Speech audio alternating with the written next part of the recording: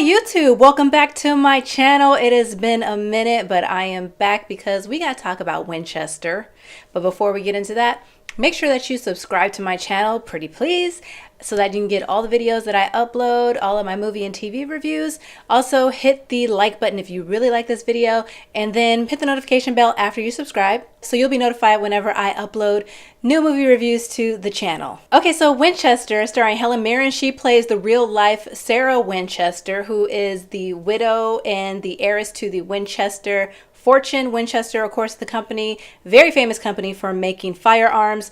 And so maybe because of a guilty conscience, she says that spirits are telling her that she needs to add on rooms to this house, this mansion in San Jose, California, so that they can play out whatever they need to play out, get whatever piece they need to get. I didn't mention that the ghosts are victims of the firearm. So these are ghosts that when they were people were killed by Winchester rifles. So Sarah Winchester believes that she needs to recreate the rooms in which these people have died so that they can do what they have to do, say what they have to say. She can help them pass on to the other side. But there are some problematic ghosts that are a little more stubborn, and they do not want to get out. And so she has to seal them in shut. So Jason Clarke, he is playing Eric Price. Jason Clarke, you might know him from Dawn from the Planet of the Apes and also from the movie Everest, but he plays Eric Price, who is a psychologist who is called to the San Jose Winchester mansion to evaluate Sarah Winchester to see if she is mentally fit to run the company, because at this point she is a majority owner.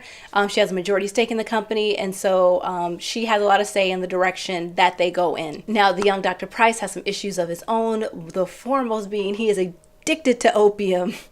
That can be a problem. Then you also have Sarah Snook. She plays Sarah Winchester's niece, and Sarah Snook has been in some things that I've seen, like Steve Jobs, the one, not the one with Ashton Kutcher, but the one with Michael Fassbender. And she's also been in an episode of Black Mirror, but for some reason, I'm like, I can't really place her in my mind when I think back to these things. But anyway, so Sarah Snook, she plays Sarah Winchester's niece, and she's there after the death of her husband. She's there also there with her young son. The young son is being possessed by one of those stubborn ghosts that won't go away. This movie was just a standard B horror flick. I mean, it wasn't anything great or fantastic about it, which is disappointing because if Helen Mirren, who is like good at everything, she is so awesome. If she is going to be in a horror movie, she should be in like some extra, like the original Exorcist level type movie, like just really up there. But this one just was kind of not all of that scary. Now, one of the things that has been a trope in horror movies of the recent past, and I'm thinking it might have started with Scream. I'm trying to think of some other movies before Scream that kind of employed this device, but it was basically where they want to scare you. They introduce this loud noise, and you've seen it before. The really loud noise that they like bang with, like it just jolts your system. Well, this movie like overuses that, just totally overuses it. Sometimes when they use it, it doesn't even work. Like the first time they tried it, I was like, okay, it didn't even scare me. There were a couple times in the movie where I was like, whoa, okay, stop. But for the most part, it didn't work very well. Because the point is that you're not supposed to be relying so heavily on that sound to scare people. You're supposed to be using that in conjunction with whatever is on the screen, and those things together causes the scare. The sound is supposed to help it along. It's not supposed to be the thing that scares you. And they were just using it so much, and it was so loud that it wasn't even like you're scaring me. It's really you're violating my ears at this point. It didn't help anything at all. The movie wasn't really scary, and the loud noises wasn't making it any scarier. So the mark of a good horror movie is not really like how many times the movie makes you jump, how many times like makes you scream out loud, or how many times like, oh my God, don't go in there. To me, a good horror movie is, all of that, but something that also stays with you long after you watched it. Like a kind of movie that makes you want to keep the lights on at night while you're sleeping because you want to make sure you see everything. Like that is, to me, a mark of a good horror movie.